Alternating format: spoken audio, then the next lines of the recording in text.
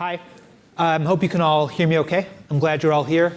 Again, hope everyone has stretched their legs, caffeinated themselves to the point of near jitteriness, and are ready for an interesting conversation. My name is Yochi Driesen. The name is unpronounceable, and don't worry about that in the slightest. I spent most of the last year in a cave at CNAS working on a book about military mental health and military suicide, a lot of which has looked at veterans. And when they come back, the challenges of coming back to a country that in some cases they don't recognize or understand or feel like they belong within, and also a country that may not necessarily understand them, recognize them, or know what place they should be in. It's a fascinating panel to talk about these issues with. I'd like to just briefly introduce them, and then we can go right to questions, first from me and then from all of you. Immediately to my left is Phil Carter, former Army captain who now runs CNAS's program on the military, on veterans, has written about those issues a lot for Slate, for Foreign Policy, is a lawyer as well by training, and did work in Iraq trying to set up a functional legal system in and around the beautiful Diyala province.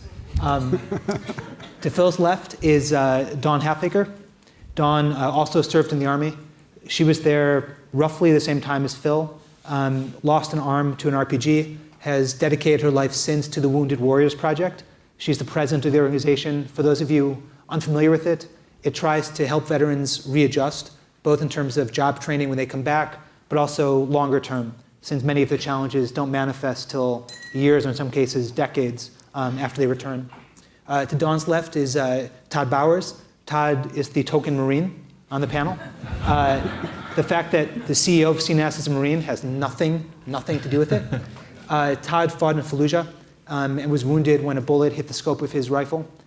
He now works for JP Morgan Chase, trying to help some of their programs, again, for returning veterans. One, just by way of example, they have a program to try to get 1,000 veterans into mortgage-free housing.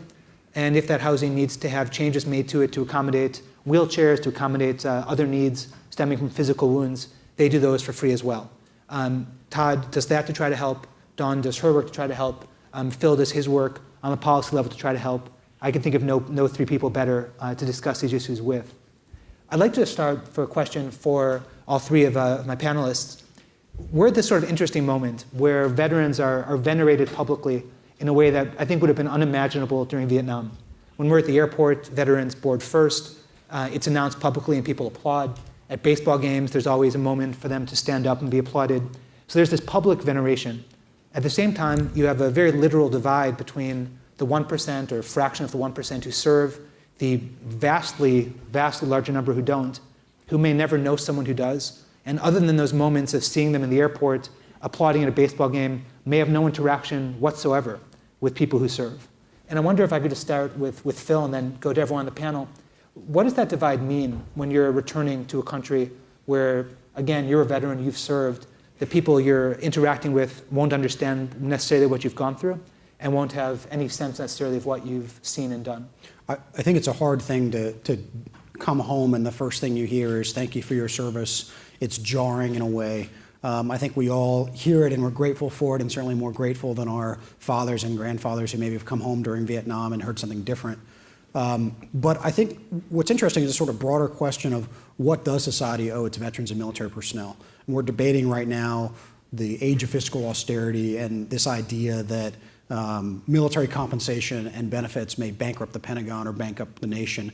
But at the same time, we've asked this force, including the three of us, to shoulder the burden of war for 12 years. And that's a very serious thing. And so it may be that this generous retirement package and this generous compensation package is the sort of true, all-in, fully burdened cost of the all-volunteer force. And we couldn't have done it without it. And the nation has a choice. It can have a conscript military or it can have a well-compensated all-volunteer force. But it can't ask the nation's sons and daughters to do what they've done without paying for it and taking care of them when they come home.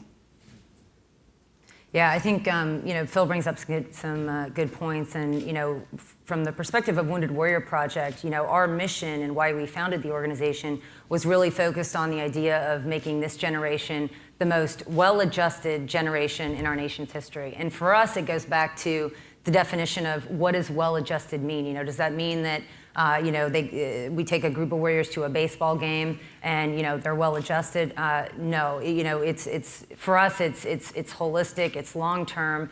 And to Phil's point, it also, looks at, where are we applying the resources that we have and what are the resources needed to ensure that, this generation is well adjusted. And so, one of the things that we've seen, going specifically to answer this question is kind of what I consider or call, a professional wounded warrior. And that's not, I think a lot of the gestures, the overtures, the recognition, the free baseball tickets and things like that. I mean, certainly, they're appreciated, and I think that they do make the giver, the donator, sort of feel good, and I'm helping our wounded warriors, but ultimately, is that what's going to ensure that our warriors and our veterans are kind of well adjusted for the long term and reintegrated in their and productive in their communities?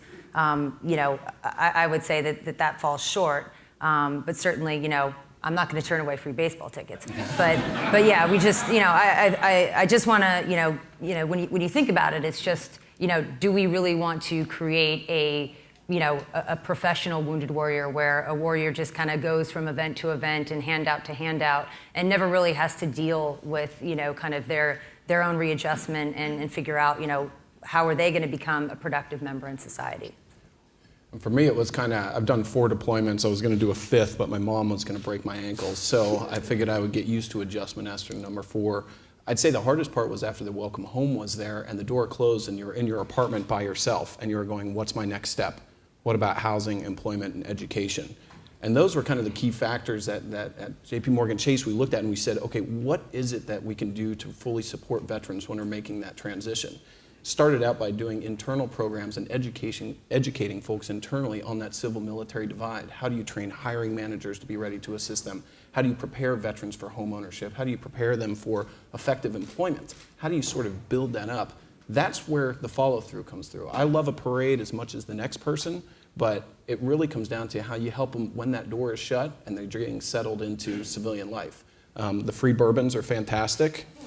Take notes. But the thing that you really want to be prepared for is understanding that the problem of bridging the civil-military divide can't be fixed through an article. It can't be fixed through just brief discussions. It takes program implementation from the top down in the private sector, the nonprofit sector, and the government sector to really let folks understand what the issues are that folks are facing when they transition, whether it be PTS, overall adjustment issues, or just honestly understanding their skill set, which I continue to think is one of the biggest detriments that veterans have. They have a huge skill set. They don't know how to let people know about it. If I could just pick up on something you said, because I think it's very interesting. We're at a moment, I think, as well, where this room may be somewhat the exception, but the wars are kind of forgotten.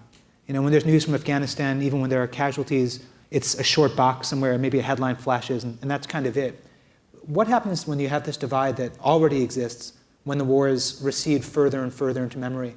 So maybe now there's a parade, there are people applauding, but then 5 years from now when Afghanistan's forgotten, people want to just wash their hands, pretend it never happened, but the wounds are still there. What happens then? And Dawn, maybe if I can start with you. Sure. Yeah, I mean, I think that, that's, certainly one of my biggest fears, being a warrior and a veteran, and also something that, that our organization is very, very focused on. One of the big things we're seeing is, we deal with a lot of the most severely wounded. And, the folks coming back with severe TBI who are not independent, and really rely on a community to support them or a caregiver. Those folks, what happens when the public support goes away, but what happens when their caregiver goes away? Their parent, their spouse, they're not going to live forever. And so one of the things that I think is important is looking at, how are we going to leverage the resources that we have today to make them, last and be able to provide, these continued programs that we're implementing now to warriors down the road. And, just for example, one of the innovative things that we're doing is we set up a trust and some life insurance program to basically take some of our most severely injured warriors who are not able to care for themselves, and the current caregiver, put a life insurance policy in place for them, and also start documenting what their life plan is, and get them as functional as they can be, but ensure that somebody is always going to be there and taking care of them. And that's just one example of something we're doing. But yeah, planning for the future is very, very important, because I think as public sentiment, may change, or the wars are not in the forefront anymore, and there is kind of this increasing civil military divide, because a large percent of the population just they can't relate, they haven't been there, they don't know what these long-term issues are. We think that there's it's the responsibility of the government and the policymakers, the organizations that are already kind of tasked and chartered with caring for our veterans, the VA and the military, and then also the nonprofit sector. And so we take responsibility at our organization to plan for this. So I think it's a huge issue that we need to start thinking and talking about. We're also, I think, at a very interesting moment where the death of Frank Lautenberg was a reminder that the generation of people who served is sort of ending. He was obviously the last World War II veteran. The last presidential election, you had neither candidate having served in the military for about at least the last 50 years, if not longer. And so it's receding as either a qualification or as something you see on a resume. And Phil, I'd like to turn to you for a second. When you have this kind of receding, a disconnect in some ways between politics and military service, when you have issues like the fact that the bill, which is already controversial about do we cut the compensation to soldiers, do we cut the benefits to them, when we're having that now, it'll be easier for a politician to do 20 years from now, 10 years from now, 15 years from now. What does it mean when you have military service no longer be a prerequisite, or when you have policymakers who just don't have the experience that they once did? Well, it's pretty clear this trend's going to continue. So you had, at one point, 70% of Congress, 70% of the members of Congress were veterans, and this was sort of this unique moment in American history following a mass mobilization and mass conscription when you had that. Absent that moment in the future, you're probably never going to see that level of representation in Congress or that level of representation across society of veterans. And so the question is that important? And if so, what do we do about it? I tend to think that members of Congress don't need to necessarily have skin in the game in order to do their jobs. And I think that what we're seeing now on military sexual trauma in Congress is instructive. We have veterans in Congress who could be leading on this issue. They are not. The members of Congress who are leading it are Claire McCaskill and Kristen Gillibrand in the Senate. And they didn't serve a day in uniform, but they are taking charge of this issue and their constitutional duty to make rules for the armed forces.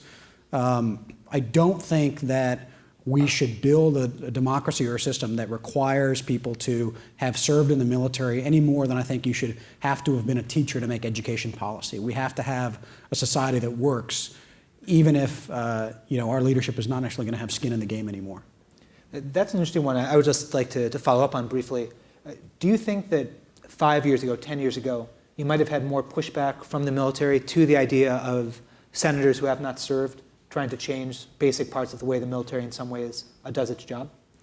You might, but you might also have pushback against a president who didn't serve or against any member of the government who didn't serve. That's not the system we have. The system we have doesn't create this super class of citizens that once they serve, they can go on to higher elected office. That's nowhere in our Constitution, and it's not healthy for our democracy to privilege or over-privilege the military in some way and give their voice an amplified effect in our democracy. It's true that we as veterans and we as former members of the military did carry that burden of service. But I don't think that our voices should necessarily carry more weight when we come home, or that we should limit policymaking to only those who have served and deprive ourselves of the talent of everyone else in America. Todd, I'd like to, if I could, turn to you for a moment. I was a reporter in Iraq during the Battle of Fallujah, the first and second, and it was horrifying to see. I mean, it's something that even today I sometimes flash back to. And that was as a reporter. When you were fighting it, I mean, you were living this reality day in, day out, killing, seeing friends of yours killed around you. When you came back, how hard was it to go from the intensity, the kind of unimaginable intensity of frontline combat, to being in a civilian world where people were largely going about their business while you were gone? I knew it was going to be a tough transition when I got my first hamburger, and the waiter looked at me and said, "Welcome home," and he said, "So how many people did you kill?" And this was granted back in 2005, but I realized there was a massive disconnect as to the experiences that we were having while deployed and what people saw when they came back. I will say that there has been a shift, though, in time as these wars have become more pronounced and people have learned more about what is going on and what they deal with when they come home. It's changed greatly. The difficulty, though, I think is actually falls onto the shoulders of the service members who have been over there. We're used to a culture of taking care of those to our left and our right. We're not used to taking care of ourselves. And I think that really raises a lot of issues when it comes to folks coming back and making sure that we're taken care of. It took me coming back from my 4th deployment to finally say, I think I maybe should chat with someone, having a hard time sleeping, whatever integration issues I was facing at the time. It never occurred to me that that was something I needed to focus on for myself. I was so concerned about my fellow Marines.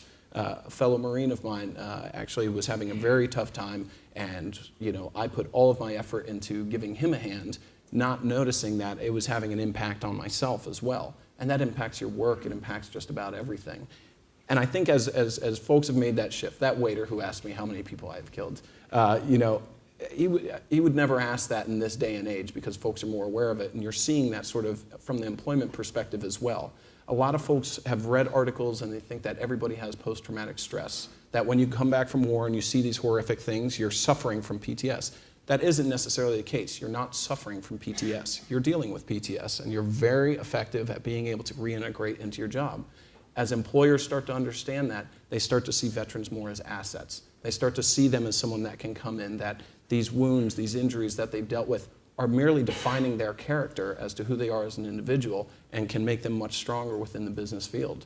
I know that internal to JP Morgan Chase, we have everything from mentorship programs to internal training programs that takes folks from their boots to their briefcases, getting them ready to work in this environment. They will eventually become leaders. And that culture shift will happen internally. It already has in many cases at JP Morgan Chase. And that's where you're going to start to really see that difference. That's when folks are going to start to fully understand what it is we went through. And with that said, I'll never forget October 17th, 2004, when I should have ducked. I always will remember that date. But to everybody else, that date has no meaning to them. And those differences will always remain, but the best we can do is share it with everybody.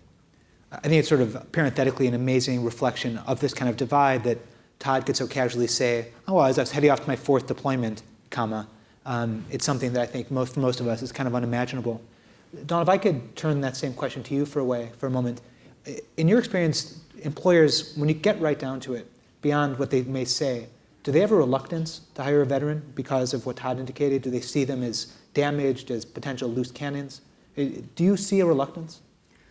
Yeah, and I look at this from kind of, 2 different perspectives. I actually am an employer. I have a small business I started, and, we employ a lot of veterans. And, so I've, had firsthand experience, looking for a job and trying to reintegrate myself, and then also watching other veterans coming out trying to reintegrate. And I think that there's definitely some stigmas that are out there. And I think a lot of the stigmas come from some of the incidents we see that are reported on in the media. I don't need to recount this for you all.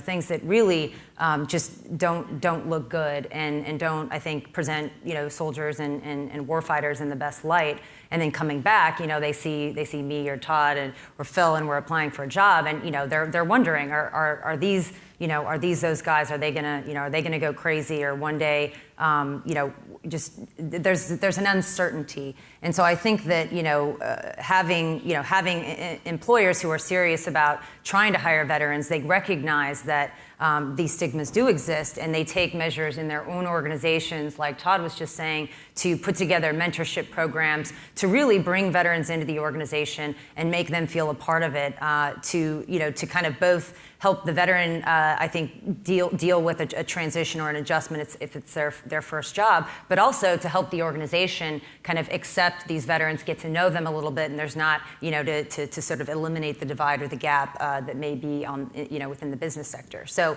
I think there's a stigma. I think it's getting better, and I think, it's really a result of a lot of the great programs, such as JP Morgan's program, to really kind of highlight, the importance and the value of hiring veterans and what they can bring. And we've been through very different experiences, but that doesn't mean that we can't find common ground and contribute. So I think it's getting better. Military friends of mine have talked about how when they come back, they've gone from a year, 5 years, a decade, 2 decades of putting on their uniform every morning so they know exactly what to wear. They know exactly where to go, exactly when to go, exactly what to do when they get there, and exactly how they'll be judged for performance and promotion, to a civilian world where they don't know any of that. Phil, I wonder if you could talk, if you have companies trying to do outreach, what can the government do to try to help troops proactively try to sort of access that kind of outreach so they're not just simply waiting or being lucky enough to be reached out to by JP Morgan, by Walmart? Yeah, it's a great question, and too often we focus on the civilian side of civil relations, but not enough on the military side. Admiral John Kirby, the Chief of Naval Information, had a great op-ed a few months ago about all the ways the military ought to be reaching across this divide.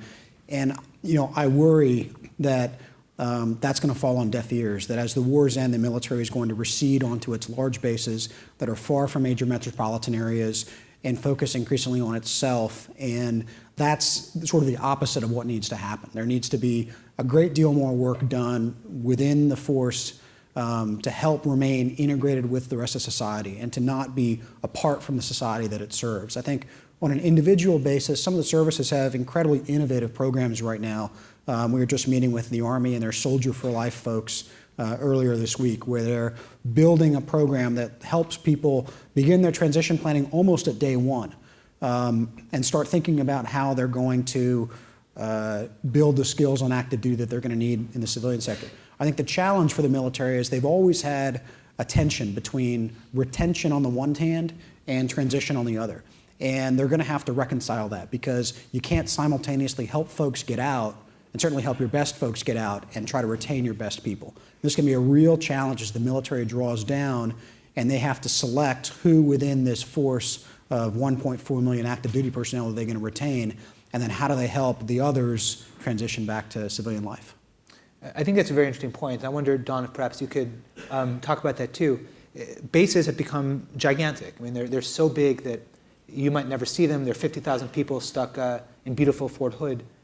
What can the private sector do when you have people so far away living in military towns that are so far from where employers might actually have jobs?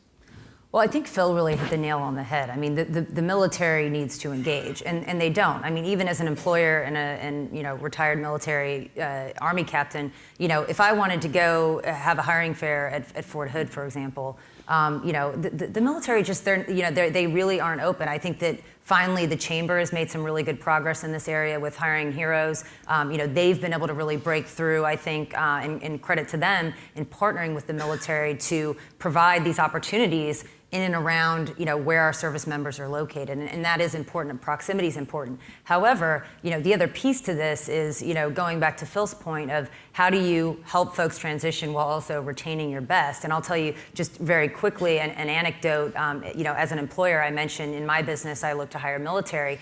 Found out about a warrior who was living in Mechanicsville, Maryland, pretty far from here, and was looking for a job. He was 19 years old. He came to my office. I had a friend who said, "Hey, I'd like you to interview this young Marine. He's getting out. He's a wounded warrior. He had gotten cancer from the burn pits when he was in Iraq, and was undergoing chemotherapy, but was looking to make a transition and find a job."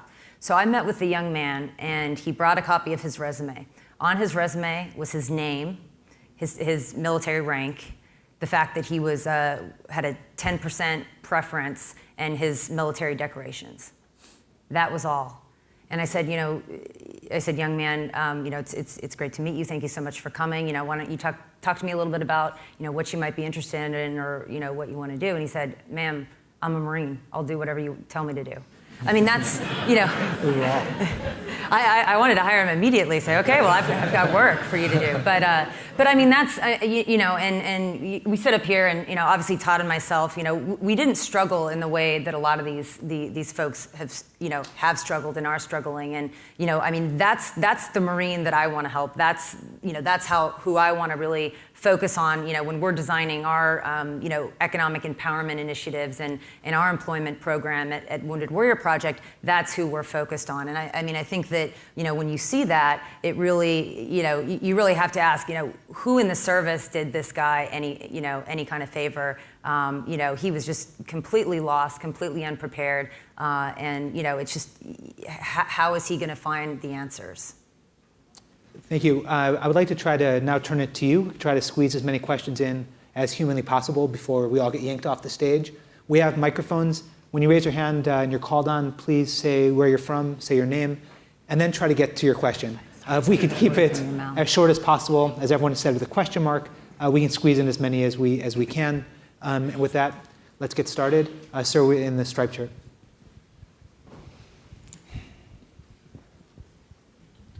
Hello, I'm Doug Samuelson from Infologics Incorporated, a small consulting firm in this area. Could you talk a little bit about this book you wrote about the mental health issues and the long-term health care issues that veterans face? Sure. Wrote, wrong term. Writing, right term. The book is mostly done, thankfully, and will come out next year. Just very briefly, because I want to turn it to the panel. It looks at military suicide, and it looks specifically at what's helped fuel it, why it's as high as it is. It's an issue that I fear is not going away. You know, if Vietnam is an example, PTSD will manifest years from now. Symptoms will last years from now. The suicide rate is already at a record high, and I think will go higher. The book is told through the prism of a single family. It's an Army general and his wife who lost one son to suicide, one who was killed in Iraq a year later, and have dedicated their lives to trying to fight stigma and expand access to care within the military. It'll be out next year. Please buy many copies sometime next summer, but thank you for asking. Please, in the back. My name is Hugh Grindstaff, and I'm a Vietnam veteran.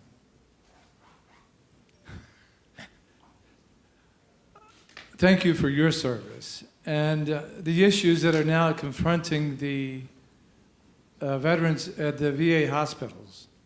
And what you're having now at the VA hospitals is a cultural mix of Vietnam veterans and now more and more Iraqi, Afghan veterans. And how do you see that working out? And in a time of decreasing budgets, of course, and the inability of certain systems not working for the veterans, how do you see that impacting the veterans? It's a great question, and the VA right now is struggling with a couple of trend lines that are going in opposite directions. The number of veterans over time is going down because the World War II cohort and the Cold War cohort is fading away, but the budget is going up.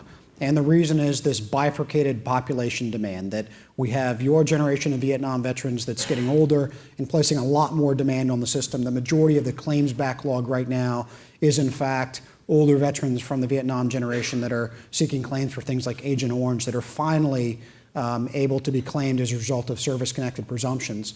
But then you also have the Iraq and Afghanistan cohort that's filing claims at rates of 55 and 60%. And instead of filing 1 or 2 contentions per claim like their grandparents, they're now filing 8 to 15 contentions per claim. It's not that warfare has become more dangerous since World War II or Vietnam. It's that the nature of our healthcare system has changed and the nature of the social contract has changed. And this idea of what veterans should expect from the VA has ballooned over time. The VA is struggling with this. I think the hospitals are doing a lot better, but the benefit side is really struggling. And they have this 900,000 claim queue that they're working through. And over time, they're going to get there. But in the meantime, there are a lot of veterans that are going without the access to care they need or without the benefits they need while the VA works through that. And it's a very tough problem. Yeah, one of the, I'll just jump in really quickly here. One of the things that I know we've noticed and done at Wounded Warrior Project, we survey our warriors every year. We did a study with RAND a few years ago, looking at, can we sort of benchmark the baseline of our population, and this is looking at post 9/11 wounded warriors. And so we surveyed, so every year to look back at the study, we do, to figure out whether or not we're really making an impact in the areas, that we're advocating for programs and policy changes.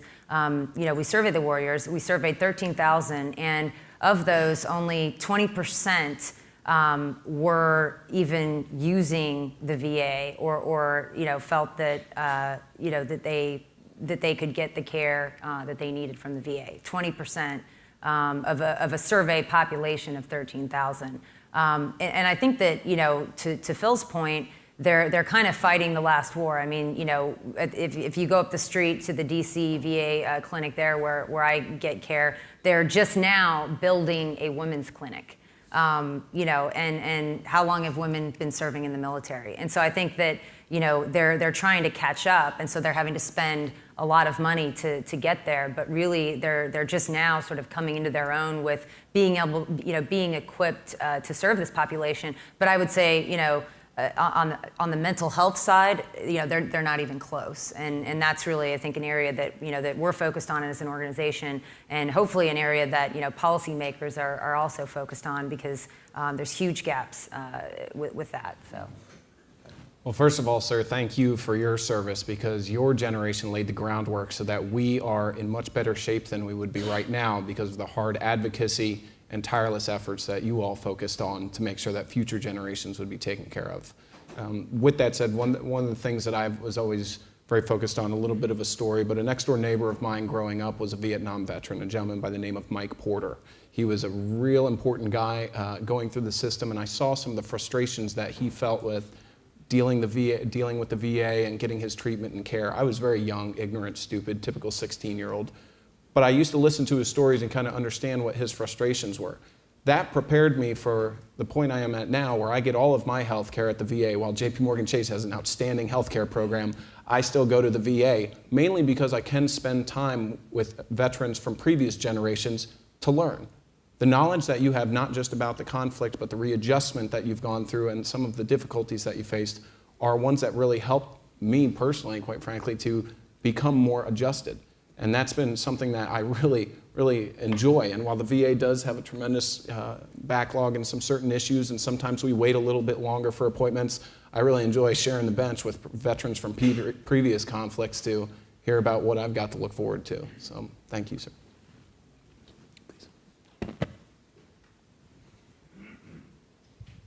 Hi, I'm Meg Harrell from RAND. Many of the conferences and panel discussions and articles and things that I've seen over the past few years have focused on veterans as a poor, sad population. But the reality is that most veterans are quite well and strong and very impressive. So how do we as a nation support and assist those veterans that need that help, either temporarily or permanently, while at the same time shift our national discourse to recognize veterans as a strong national resource? Is it important to do that, and how do we do that? And I would just add a quick part of my own part of that question, which is Hollywood. I mean, what's the image that you all take away from the way Hollywood portrays veterans? Are they sort of the deer hunter veteran? Does that model still hold in terms of how they're portrayed, or are they the wounded? Are they the heroic? And if they're the negative, how do you overcome that? Because I think the two are sort of flip sides of the same coin. Well, I just watched this morning the ad for White House Down. I don't know if anybody has seen this yet. But interestingly enough, the president is saved by a Marine. So that's a very accurate portrayal. But I think you hit on a very important subject, because this has been a very contentious issue for a lot of men and women in uniform. And I'll start off with a film that I greatly enjoyed, but I thought portrayed veterans in a unique way, but it was The Hurt Locker.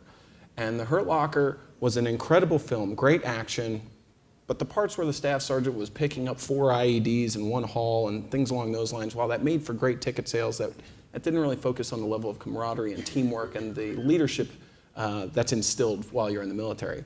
But what was unique in that film, and what was my personal favorite scene, was when he's home from his deployment, and it's the last 4 minutes of the film, and he's standing at a grocery store looking at a wall of cereals, trying to figure out which one to choose.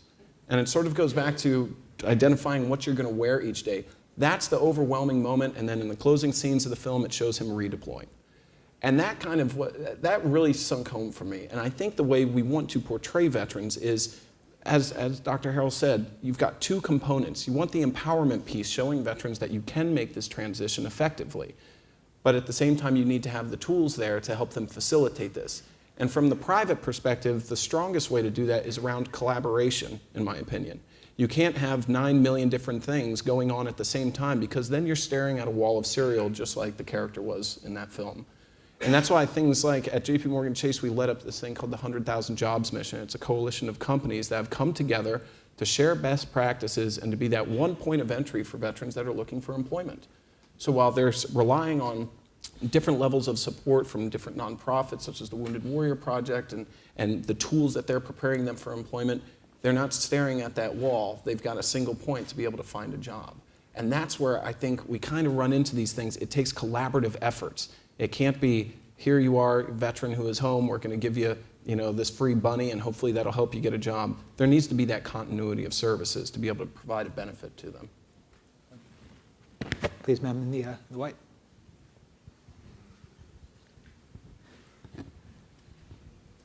Hi, I'm Kathleen Walsh. I actually had that scene in the Hurt Locker in mind when I thought of this question. Yeah. My grandfather served in Korea, and he used to tell me that when he came back, he took a boat that went the long way round so that he had the opportunity to share stories and fight and cry, and in the process heal. And I was just wondering, in a world where you can be in a war zone one day and in the supermarket the next, or eating a hamburger in America, what are some kind of initiatives that we can take to make that kind of immediate psychological transition more fluid? Not just the kind of long term of getting a job, but kind of that immediate reaction to your new surroundings. It's hard to, I think in some ways the boat was the right way to do it.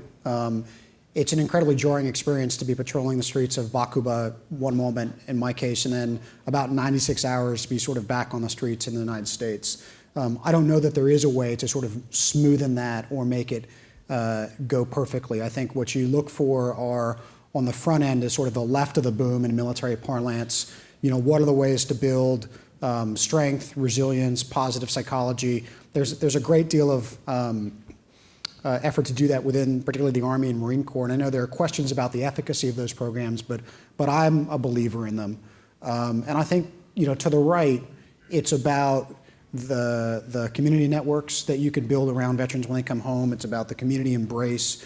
And particularly with independent organizations or nonprofits within the communities, the way that they can provide a role and a home that the government's probably not going to provide. Particularly for separated troops or reservists when they come home, it's probably not the case that the military can continue to provide that protective embrace ad infinitum. And so you have to rely on veteran service organizations and organizations like the Wounded Warrior Project and churches and other organizations to really embrace these folks. And that's the sort of sea of goodwill that Mike Mullen spoke eloquently about a few years ago.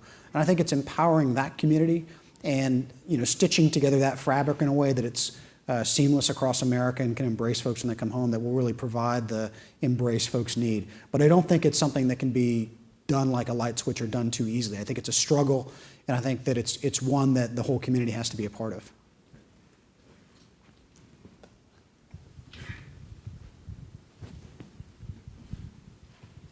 Hi, Joyce Razor, National Military Family Association. Most of the conversation on this civil military divide has focused on what civilians can do to support veterans and military families. Going forward, given some of the issues we've talked about today, the budget pressures, the changing environment, what happens at the end of the war when the focus isn't on this population, is there, I don't want to use the word responsibility, but is there a role and an opportunity for our population, veterans and military families, to work in certain ways to break through this divide? I think that's actually a really interesting question, and it's something that our organization has focused on quite a bit, particularly looking at how we're partnering with some of the other veterans organizations, VSOs that are out there. I think that some of these organizations that have been around for several years and had to really kind of fight through, what happened after Vietnam and really change the way, America thought about our military. They've been working relentlessly, and those organizations are made up of veterans. And, they've been such staunch advocates on the Hill. Some of the things we've discussed within our organization is how do we kind of get the same groundswell from within, from our own warriors, to go on the Hill. And I know IAVA, they have, I think, a Storm the Hill event. And I think it's really, really important that we advocate, ourselves for a lot of these things and really come together. And that's, nonprofits coming together and, the veteran community really coming together in order to do just what you're saying is advocate for what our needs are. And how do we get this generation really engaged to do that? And so I think it is going to be a challenge. We've certainly recognized it, and I think we're looking to collaborate with other organizations and really kind of ignite this veterans movement to make sure that we can advocate well into the future. So it's a great question.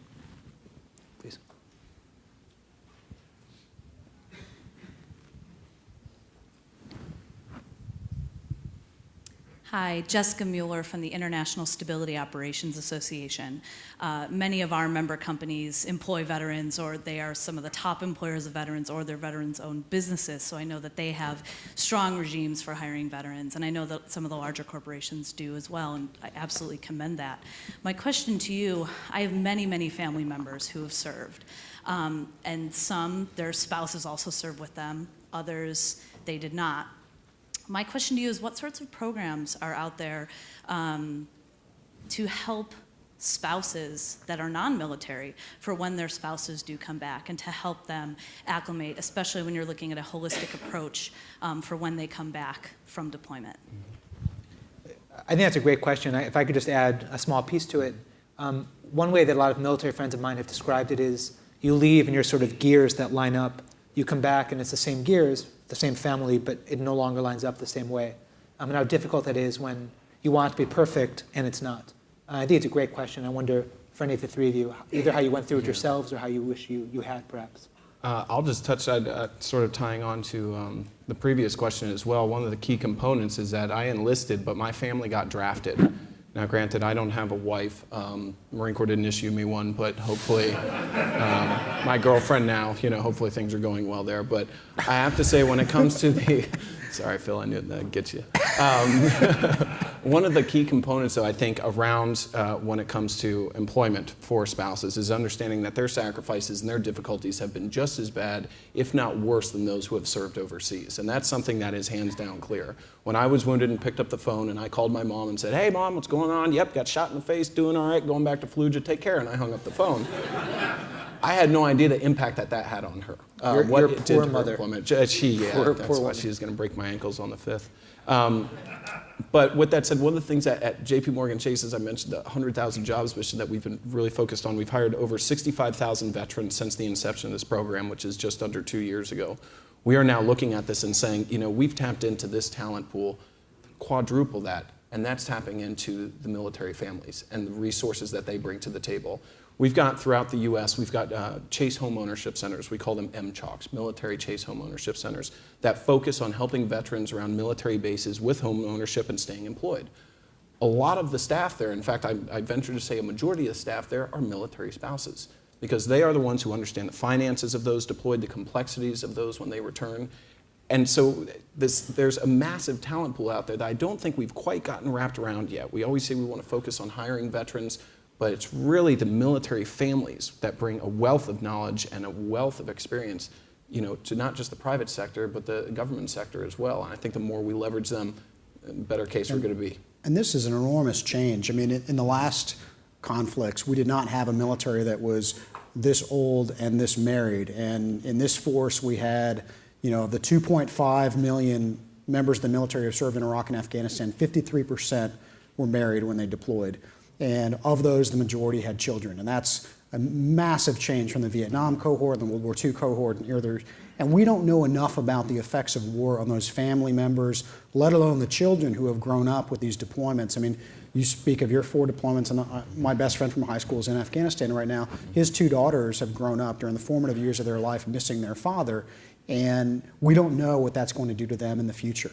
And unfortunately, the Defense Department has a limited mandate to take care of the families for active duty and reserve personnel. The VA really doesn't have a mandate at all for families. It shoehorns them in through caretaker statutes and others, but long-term support and other care just doesn't fall within their writ. And I think this is an area that we've got to build out, because if we're going to send families to war, we've got to do more to take care of those families. And if I could just add on to that as well, one of the components I forgot of is the survivors of those who have been killed in combat. That's one of the critical pieces to ensure that we are taking care of those who, their loved ones have made the ultimate sacrifices, but the surviving spouses and families, they have actually made the ultimate sacrifice, and understanding that we have a responsibility, I believe, as a country to make sure that we are taking care of them.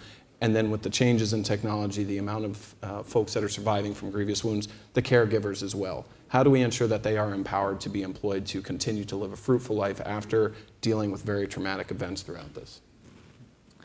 Please, standing in the back. Hi, my name is Jim Purical. I'm an officer in the Marine Corps. I think this panel is great because it promotes education and starts the conversation going. And I think a key piece is educating the sector both inside and outside the military. I had a sergeant major who had awards placed on his wall, and what would happen is a Lance Corporal would walk in, Sergeant Major, Marine, like a good Marine, stay where you are, and what the Marine would end up doing is just looking on the wall, and when the conversation was done with the Sergeant Major, when the phone conversation was done, the Lance Corporal would ask the Sergeant Major, "Hey, Sergeant Major, what was that plaque from?" And so basically it started a conversation, it started education. And that's key, especially within the civilian sector. So as a personal question to all of you, as you're working for JP Morgan Chase, do you carry your personal awards on your wall? And do you use that as a way to inform the civilian sector, your peers, on your experiences? If I could just also rephrase that a bit for you, Dawn. Obviously, someone looks at you and they know that you've served and they know that you've suffered and been wounded doing so. Do you use that ever as a conversation starter to try to say, yes, I've been wounded, it did not destroy my life, I'm productive, I'm alive, I'm still, in many ways, the person I was before, even with the wound? So perhaps if you could both address that, but Dawn, maybe if you could start. So I just went through this about a few months ago. I had all my awards in the fancy little padded Marine Corps displays, and they were all stacked up in my apartment, and I moved offices recently. My office is not as nice as Jamie Dimon's, but it's still a fantastic office. And my walls were very barren, and the staff used to comment. They were like, "Wow, true Marine, you pack light. You don't have too much out there." And it was a couple months ago, and my girlfriend convinced me. She said, "Why don't you take those in? Why don't you put them up? Just see what happens." And I'm in sort of a high traffic area where people walk by a lot. So I tentatively put my personal decorations up there and this and that. And it was interesting because a lot of people in the office that I hadn't engaged with, who work in different sectors of the business that I may not have spoken to very much, started to stop and ask me. And they would say, not just what is it you do here, but what do those signify? And that's sort of that culture shift that I was talking about earlier, that as we sort of are in a place where we want people to know more about our service internally, and we get to that comfort level where we know that people are going to learn from it. It becomes just that, it becomes the education piece. Now, in no way, shape, or form am I trying to say that myself, Todd Bowers, vice president, is showing a managing director anywhere near a Lance Corporal, all right? So they're the top up looking down and learning from these things. But it is really, it's a good feeling. When the door closes and they walk out, I feel good that someone took the time to care. Yeah, I guess just to add to that, I guess my walls are in my office are blank. I've just never had the time to put anything up. But I think it's an interesting question, and I think that there's a lot of ways to start the conversation. And I know one of the things that I do at my work is as we I'm building a company, and we're hiring people, and as they come in the door, one of the things that I do is I'm present at every single onboarding we have. And the reason I'm present is because I want the folks that are working with me and for me in a way, this is with Halfacre and Associates, to see who I am and what I'm all about, and have an opportunity to start that conversation. And I explain to them my experience. I tell them what I've been through and why I started the company and the work that I do with Wounded Warrior Project, and why I think that's important. And so that's of course educating a few people. But to answer the other part of the question, as a female, it really, I think, is somewhat of a different experience. And it took me a very long time, honestly, to even identify as a veteran. And I know that sounds weird and crazy, but it's true. And actually, while I was rehabbing at Walter Reed Army Medical Center, I had a one-star general, a brigadier general, come up to me in the PT clinic where, all the warriors are rehabbing, and I was probably, one of the only females in there at that time. And he came up to me, and my physical therapist was with me, and he says, so, are you a soldier, or are you here because you had cancer? I mean, it blew his mind that and this is somebody in the service. This is back in 2004. And that comment and that statement kind of really took me aback. And I think, I had a hard time identifying. Yeah, I'm a veteran and a warrior, just, certainly not a Marine, just like Todd, or thank God, no, just kidding. But, or like Phil. And, and so I think that I have very, sort of mixed feelings about starting the dialogue, just because I think as a female, I'm always cautious and a little leery about the way people may react to me, and just not really understanding, okay, well, you were a woman and women aren't in combat, and that opens up a whole other panel here. But yeah, so I think that it's just for me, it's still an evolution of how I have that conversation, and I'm still surprised at some of the reactions that I get. Because folks don't assume that I was a soldier. They assume probably a lot of other things, and little kids ask really cool questions about it, and I have fun with that. But but otherwise it's a mixed bag. And I'm sorry to say that we are running out of time, so if we could take one last question, please, here in the front. I'm Ray Weeks, Vice President of Veterans Initiatives at Prudential. To each of you, thanks for your service. There's at least two of you on stage I've had bourbon with, so you'll know where this question is coming from. Not me. And perhaps each of you have read Kathy Roth Duquette's book, AWOL, about the classes and the masses serving. And I want to go to that 99 and 1 for a second. I'll be a bit contrarian. It'll feel like I'm poking in the eye, but I'm going to do it anyway. Maybe the answer is, in terms of the great civilian-military divide, we ought to bring the draft back, so that the 99 is now part of that 1 and it's 100%. Your thoughts, comments, perspectives on that.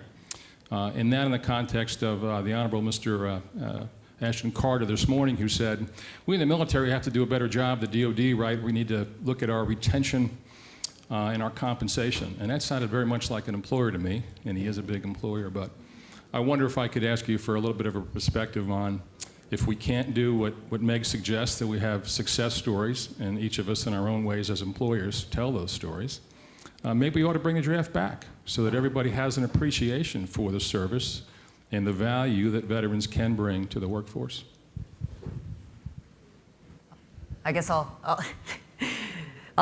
jump in. I think it's a really good question, and I think that there should be a discussion about it. I know Carl Eikenberry wrote an op-ed recently that addressed this very, very specifically, and he did advocate that one of the things we should be looking at is should we bring back a draft or mandate service in some way? And I think that certainly that would put skin in the game for a lot more of our society.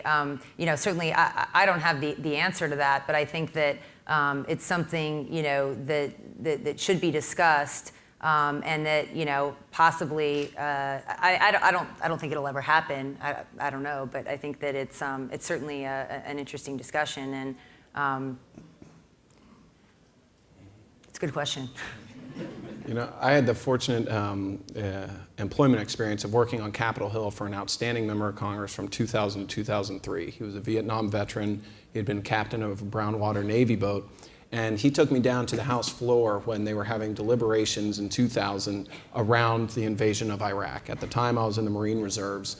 And as I watched the votes happen and I watched them get passed, I started thinking, wow, this is getting really real. And it's rather unique to be sitting here and seeing this happen. Cut to a few weeks later, I got a phone call on a Tuesday, and I was shipping out on Thursday on that big boat out of Morehead City, North Carolina, to go ahead to Kuwait. It took 35 days. Why they couldn't fly us there, I don't know. But anyways, but I said to my boss, I said, I just can't believe this is happening. Like, what's going on? I joined the Marine Reserves, so I could wear that cool dress blue uniform and hopefully find a girlfriend. And I said, and now I'm getting ready to get in a tin can and float over there. And Jim was great because he looked at me and he said, well, that's the difficulty of today, Todd. You asked for this. And his words resonated really deeply with me, because that's when all of a sudden it occurred to me that I was part of an all-volunteer force, and I had asked for this.